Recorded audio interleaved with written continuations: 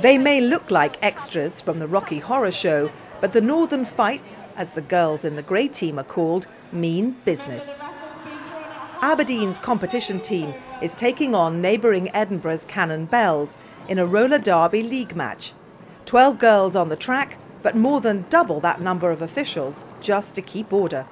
There's 7 referees and then there's 14 people on top that officiate another way, so keep track of the scores and the penalties. Roller derby has its roots in the 1920s and 30s in the United States, when they were run as paid endurance races during the Depression. But since the start of the new millennium, the sport has been reborn, predominantly female, fun, but full of aggression.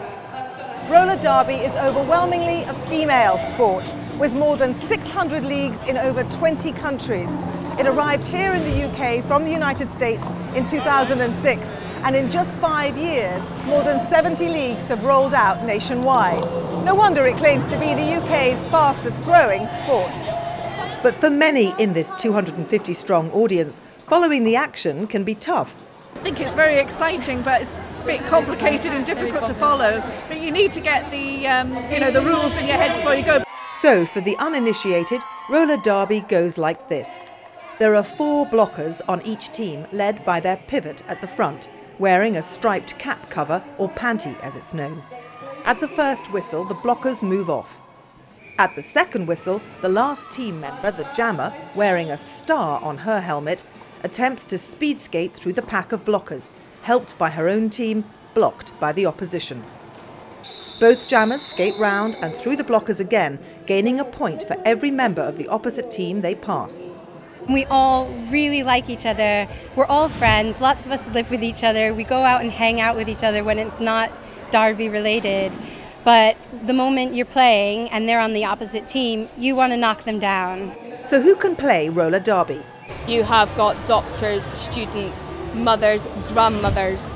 You've got across the scale, we've got a grandmother Slay in our team. She's recently a grandmother, so you've got all ages, all sizes, women from 19 to 40s. It takes all levels of skaters. It does not matter what size you are. As long as you're over 18, you're up for a good laugh. It also takes some cash. The cheapest pair of roller skates you can buy are probably around about £100.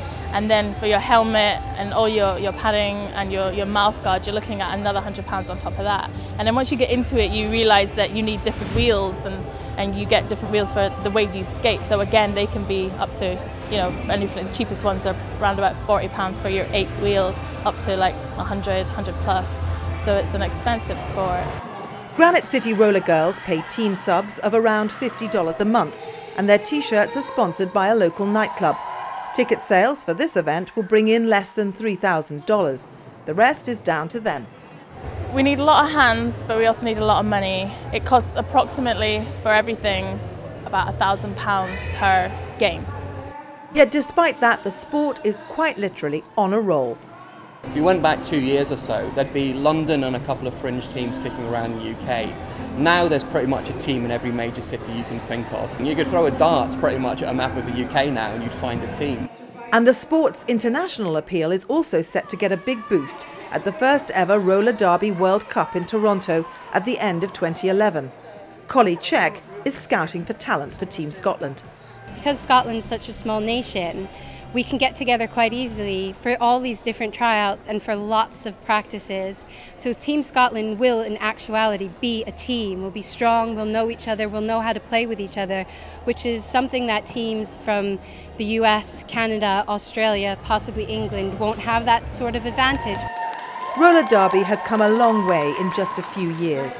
Recognised in 2011 by the British Roller Sports Federation as an official roller discipline. Now this camped-up, kitsch and downright crazy 8-wheeled roller sport looks set to go from strength to strength.